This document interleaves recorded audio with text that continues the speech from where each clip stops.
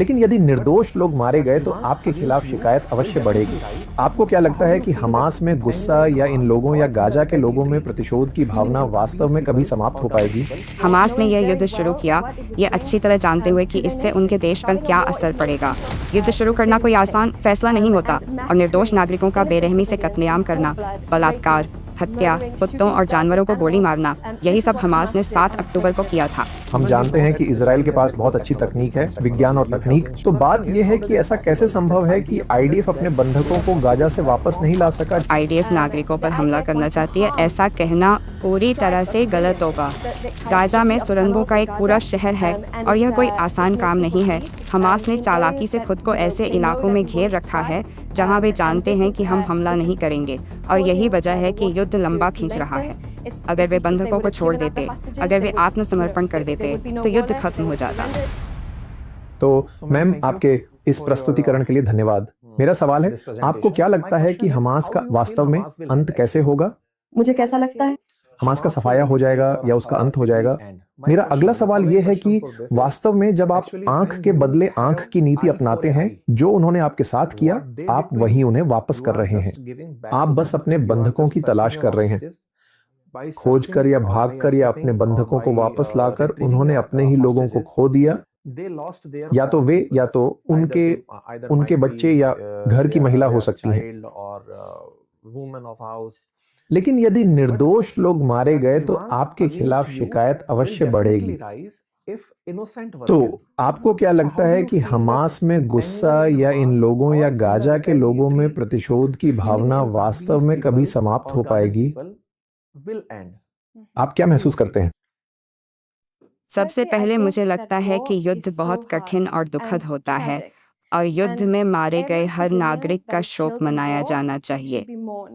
और यह, आप जानते हैं, सच में युद्ध का दर्द किसी भी पक्ष के लिए दिल तोड़ने वाला होता है।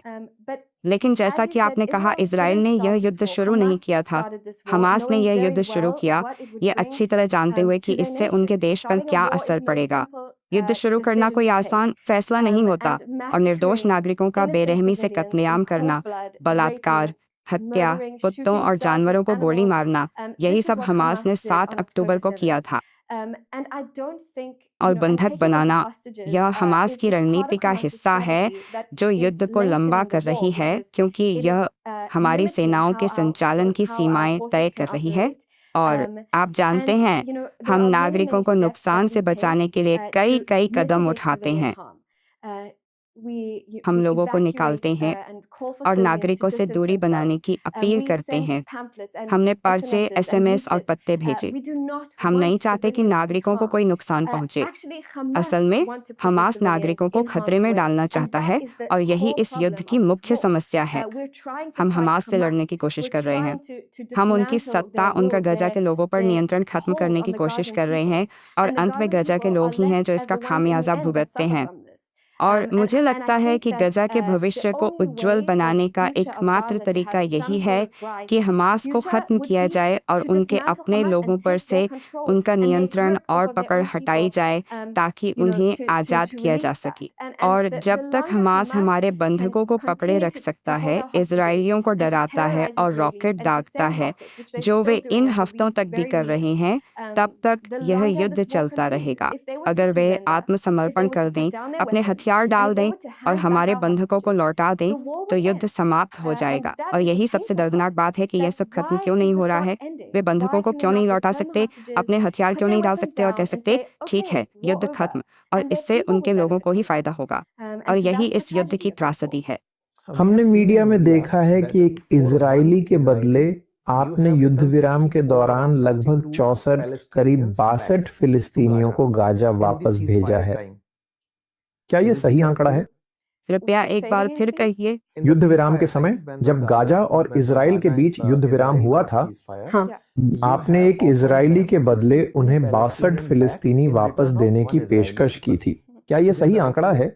मुझे सटीक संख्या की जानकारी नहीं है। ठीक है, ये लगभग कुछ फारिस में लगभग 60 के आसपास है सर, करीब 60। ठीक है। और मीडिया में यह भी एक धारणा है कि उन्होंने आपके लगभग 1000 लोगों को मार दिया, और इस अनुपात के अनुसार आप लगभग 60,000 गाजा के लोगों को रोक देंगे। यह आपको कैसा लगता है? मैंने सबसे पहले युद्ध में अनुपातिकता संख्याओं पर आधारित नहीं होती। यह सैन्य लक्ष्यों की गुणवत्ता पर आधारित है। लेकिन मैं संख्याओं के दावों पर आपत्ति करूंगी क्योंकि हम ऐसे नहीं हैं। हम चीज़ों को संख्याओं के हिसाब से नहीं देख रहे हैं। आईडीएफ चाहती है कि हमारे बंधक घर लौट आएं और अगर इसके लिए आप जानते हैं चाहे जैसे भी दुर्भाग्यवश बातचीत बहुत कठिन और थकाऊ है और यह कई दौरों से गुजरती है और अगर कीमत यह है कि एक बंधक के बदले 60 फिलिस्तीनियों को रिहा करना पड़े तो मुझे लगता है कि यही सौदा है, यही वार्ताकारों ने हासिल किया है। तो एक इंसानी जान के लिए या किसी इजरायली बंधक को घर लाने के लिए हमें भारी कीमत चुकानी पड़ती है, लेकिन कोई ऐसी संख्या नहीं है जिसमें आईडीएफ नागरिकों पर हमला करना चाहती हो। ये बिल्कुल गलत है। आईडीएफ नागरिकों पर हमला करना चाहती है, ऐसा कहना पूरी तरह से गलत होगा। माफ कीजिए, नुकसान को कम करना। हमारे लिए विचार यह है कि नागरिकों पर हमलों से होने वाले नुकसान को कम किया जाए या युद्ध में नागरिकों का हताहत होना एक साइड इफेक्ट है और ये दर्दनाक है। ये दर्दनाक है और ये आदर्श स्थिति नहीं है, लेकिन हमास की रणनीति इसे वाकई मुश्किल बना देती है और मुझे लगता है कि मैं इन आंकड़ों पर भी सवाल उठाऊंगी। 60,000 का आंकड़ा हमास के स्वास्थ्य मंत्रालय द्वारा बताया गया है।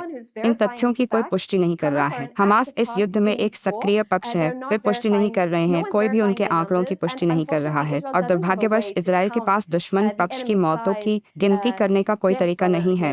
हम इस पर घोषणा करने के अधिकारी नहीं हैं, लेकिन हमास को भी नहीं होना चाहिए।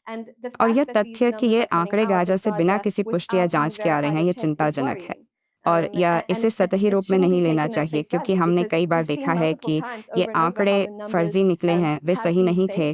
जो आईडी नंबर वे पोस्ट कर रहे हैं वे ज़रूरी नहीं कि वे दोहराए गए हैं या मेल नहीं खाते, लेकिन कोई भी इसकी जांच नहीं कर रहा है। ठीक है, मेरा आखिरी सवाल है। हम जानते हैं कि इजराइल के पास बहुत अच्छी तकनीक है, विज्ञान और तकनीक। आपको भी मार गिराया गया है, आपके ईरान में भी दुश्मन है। तो बात यह है कि ऐसा कैसे संभव है कि आईडीएफ अपने बंधकों को गाजा से वापस नहीं ला सका, जबकि आपको पता है कि गाजा का 80% हिस्सा आपके लोगों द्वारा साफ या जांचा जा चुका है और फिर भी 20 बंधक वहां हैं और आप अब तक नहीं जान पाए कि वे कहां हैं और आपकी तकनीक वह असल में कहां विफल हो रही है। मुझे लगता है कि यह इतनी जटिल स्थिति है जिससे अतीत में बहुत कम देशों को निपटना पड़ा है और आप जानते हैं इस युद्ध के दौरान और मौके पर ही कई तकनीकों को विकसित करना पड़ा है।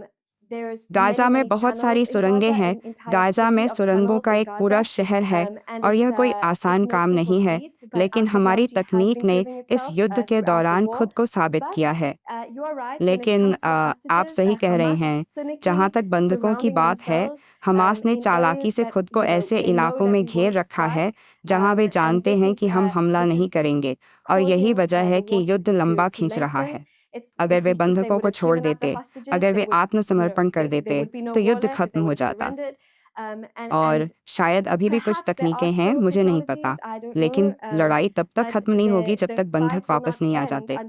चाहे हमें नई तकनीकें बनानी पड़ें, चाहे हमें मौके पर ही नवाचार करना पड़े, मुझे कोई शक नहीं है कि हम बंधकों को वापस लाने के लिए जो भी करना पड़ेगा करेंगे। इस समय आप सही हैं, हम ऐसा करने में सक्षम नहीं हो पाए हैं। मेरा अगला सवाल, असल में यह आखिरी सवाल है, लेकिन मेरा आखिरी फॉलोअप सवाल था कि कभी-कभी मीडिया में यह धारणा बनती है कि ये 20 बंधक इजराइल द्वारा वापस नहीं लाए जा रहे हैं, जबकि असल में इन 20 का नाम लेकर वे पूरी गाजा को खाली कराना चाहते हैं। मीडिया में यही धारणा बनाई जा रही है। आप लोगों के पास वह साहस है और आपके पास वह तकनीक और बल है कि आप आसानी से अपने 20 बंधकों को वापस ला सकते हैं, लेकिन क्योंकि आप गाजा सिटी को साफ करना चाहते हैं और आप चाहते हैं कि वे सब वहां से निकल जाएं, इसलिए आप अभी भी देख और इंतजार कर रहे हैं कि यह प्रक्रिया कैसे समाप्त होगी। मैं इस धारणा को पूरी तरह से खारिज करती हूँ। मैं इससे पूरी तरह असहमत हूँ। हमारे पास बिल्कुल भी कोई कारण नहीं है कि हम गाजा के नागरिकों को सिर्फ यूं ही निकालना चाहें या सफाई या नरसंहार के लिए। यह पूरी तरह गलत है और मैं आपको समझाती हूँ कि हमारे सामने दो चुनौतियाँ हैं। एक तो हमारे इजरायली नागरिकों से कुछ किलोमीटर दूर एक आतंकवादी संगठन है जो अब भी इजराइल के विनाश की बात करता है और वे आतंकवादी हमारे बंधकों को पकड़े हुए हैं। तो इस युद्ध को समाप्त करने के लिए हमें यह सुनिश्चित करना होगा कि एक, हमारे बंधक अपने घर लौट आए और दो, ये आतंकवादी फिर से वैसा ही नरसंहार न कर सकें जैसा उन्होंने 7 अक्टूबर को किया था। और इन्हें पूरी तरह से समाप्त करने के लिए हमें इनके आखिरी गढ़ों में जाना होगा और इन्हें नष्ट करना होगा ताकि यह सुनिश्चित किया जा सके कि हमास के पास अब इजराइल को धमकी देने की क्षमता न रहे। इस प्रक्रिया के तहत हमें गाजा वासियों से अपील करनी पड़ी कि वे खुद को दूर रखें ताकि हम उन्हें अनावश्यक रूप से नुकसान न पहुंचाएं। मेरा मानना है कि जिस क्षण हमास झुक जाएगा, युद्ध समाप्त कर देगा, गंजावासी अपने घरों को लौट सकेंगे।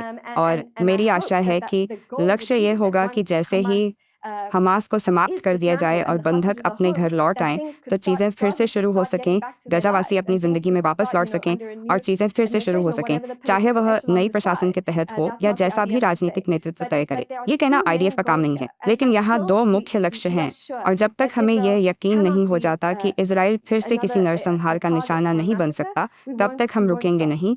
ठीक है, धन्यवाद मैम।